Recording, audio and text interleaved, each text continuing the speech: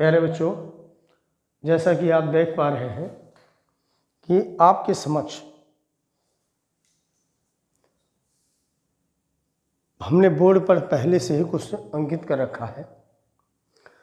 उसको उस पर चर्चा करने से पहले आप सभी को कुछ बता देना आवश्यक है कि संस्कृत भाषा में 4 प्रकार के शब्द होते हैं। कितने? 4 प्रकार के। नाम, आख्यात, उपसर्ग और निपात। आज हम किसी पर न बात करके, आज मैंने स्वतः आज मैं पहला टॉपिक चुनता हूँ निपात का। प्यारे छात्रों, प्यारे विद्यार्थियों, प्यारे बच्चों, सबसे पहले आपको ये जान लेना होगा कि निपात वास्तव में जो है, आप कभी भी पढ़िए तो संस्कृत जब पढ़ने लगिए, चाहे छोटे क्लास चाहे बड़ी क्लास, तो च माने और, कुत्र माने कहाँ, यत्र माने जहाँ, आदि शब्द हाँ छोटे छोटे शब्द आते रहते हैं। हम यदि उसका मतलब न समझें तो वास्तव में जो है संस्कृत हम अच्छे तरीके से नहीं पढ़ सकते। निपात किसे कहते हैं, इस पर हम ध्यान देंगे कि चाहे जिस विभक्ति में, चाहे जो विभक्ति हो, चाहे जो वचन हो, और चाहे जिस लिंग में, किसी भी लिंग में, किसी भी विभक्ति में, किसी भी वचन में उसका रूप नहीं चलता, उसका रूप नहीं बदलता। ऐसे शब्दों को हम क्या कहते हैं? निपात कहते हैं। और निपात को ही क्या कहते हैं बच्चों? अव्यय कहते हैं। आइए देखते हैं कि संस्कृत भाषा में 4 प्रकार के शब्द होते हैं। नाम, आख्यात, उपसर्ग और निपात। हमने क्रम बदल दिया है, कोई दिक्कत नहीं। निपात के बारे में जैसे हमने कहा, जिनके रूप में भेद नहीं होते, अथवा यूँ कहें कि जिनके रूप नहीं बदलते, या हम ये कहें कि जिनके रूप नहीं चलते, उनको क्या कहते हैं बच्चों? निपात कहते हैं, अर्थात अव्यय कहते हैं। चाहे अव्यय कहें चाहे निपात, इसीलिए हमने ऐसे करके लिखा है।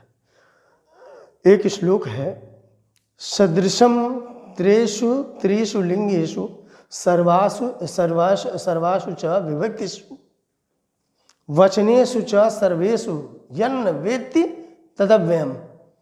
अर्थात कहने का तात्पर्य जो मैंने पहले बताया कि अर्थात तीनों लिंगों में, 7 विभक्तियों में, विभक्तियाँ 7 होती हैं इसको यानी, और तीनों वचनों में न परिवर्तित होने वाला अर्थात न बदलने वाले ही निपात कहे जाते हैं।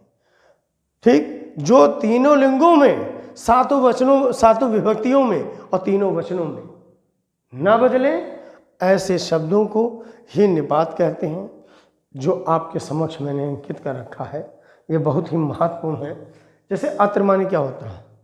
अत्र आगे से, अत्र माने यहाँ, तत्र माने वहाँ, तत्र, कुत्र माने कहाँ, कोई अत्र माने यहाँ, और तत्र माने वहाँ, और कुत्र माने कहाँ है, यत्र माने जहाँ, यथा माने जैसे। आप देखते होंगे कहीं कहीं किताब में कुछ एग्जाम्पल जब देना होता है तो लिख देते हैं जैसे लिखते हैं या यथा। फिर अतः माने होता है इसलिए, ये तो लगाते ही हैं, ये संस्कृत शब्द में आता है। अतः माने इसलिए, किम माने क्या, कदा माने कब, तदा माने तब, और यदा माने जब। यदा यदा ही धर्मस्य ग्लानिर्भवति भारत, यदा यद है, तो यदा माने जब। अपि माने होता है भी। लिखा है, अधुना अत्र संस्कृत वाग्य धारा सततम प्रभाति है। हाई स्कूल में आपके संस्कृत जो हाई स्कूल के बच्चों में एक लेसन है, उसकी पहली लाइन मुझे याद आ गई। अधुनप शब्द आया है, एक पैराग्राफ था वाराणसी नामक पाठ का, उसमें आया है अधुनप अत्र संस्कृत वाग्य धारा। अधुनप माने अधुना धन अपि, अधुनप माने अधुना माने अब, और अपि माने भी, तो वही है अपि, अपि माने भी, और माँ माने नहीं या मत है। तो चेत माने होता है यदि, और पूरा माने पहले, और शान्य माने धीरे। ये क्या है? अव्यय है। इन्हें आप ये कॉपी में नोट कीजिए और इसे याद करें।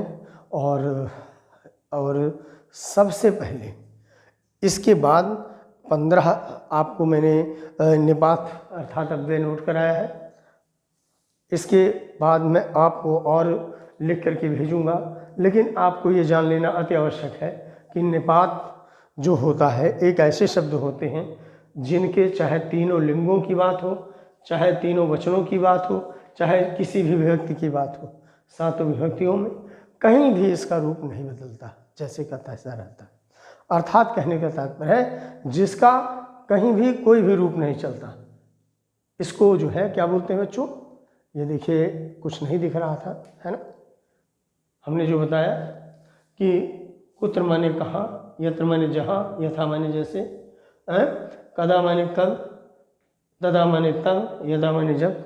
ठीक इसी प्रकार से इधर है चेत माने यदि, पुरा माने पहले, शन्य माने धीरे।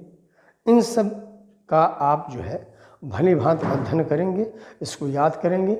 और इसमें कम से कम 15 शब्द तो एक एक लाइन छोड़ के आप लिखेंगे, लेकिन कम से कम आप 25